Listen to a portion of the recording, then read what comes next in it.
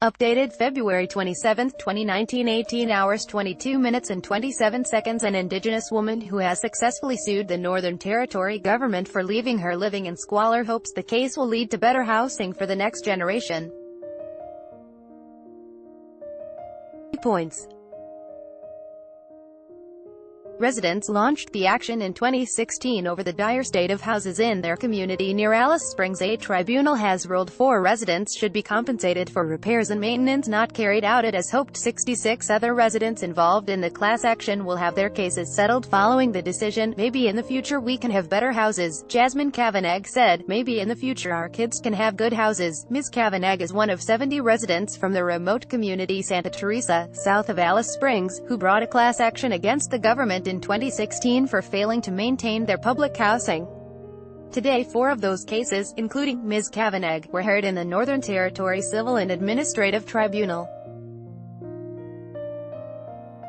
The tribunal found those 4 residents did not owe any rent, and they should be compensated for repairs and maintenance that were not carried out. It is hoped the other residents involved in the class action will have their cases settled following the decision.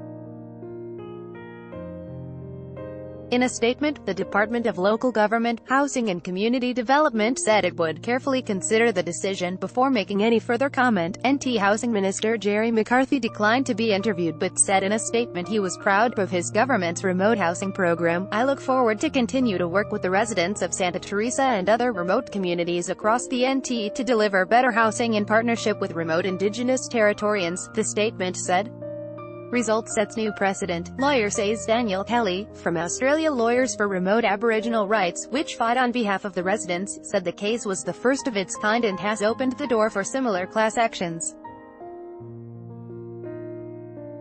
He said he was already talking to other communities about legal action. We know that housing is in dire straits, right across the Northern Territory, he said. We now know the Northern Territory is liable for compensation to provide decent housing in remote communities.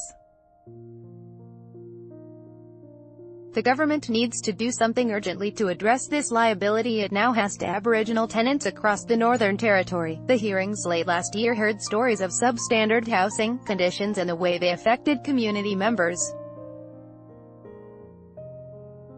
Jasmine Kavanagh told the hearing she complained multiple times about her shower that leaked sewerage into the bathroom. Sometimes I got a band-aid solution, then the same problem would start again, she said. I would mop it up at 8 p.m., then get up at midnight, and mop it up again, and then get up in the early morning and mop it up again. Ms. Kavanagh was awarded $3,741.03 from the tribunal and said she would put the money towards household goods and an air conditioner. It was a bad house that I moved into. Everything here is old, Ms. Kavanagh said. Convoluted rent system needs change. Lawyer says a resident in her 70s, Enid Young, lived in a house with no fan, a broken air conditioning unit and windows that would not open. She had been told she owed more than $30,000 in rent, which was then reduced to about $3,000. It finally emerged during the hearing she did not owe any rent at all. Mr. Kelly said the government needed to urgently address the utterly complicated and convoluted way rent was collected, which contributed to debts accruing. The government failed throughout remote communities to collect rent and has left residents with huge debts, he said. It seems those debts are unenforceable and the NT Department of Housing has failed to collect tens of millions of dollars of rent. That is only a negative for remote Aboriginal people who want to have their houses cared for. Topics: Courts and trials, housing, Indigenous policy, Santa Teresa 0872, Alice Springs 0870, Darwin 0800. First posted February 27, 2019, 16 hours 8 minutes and 16 seconds.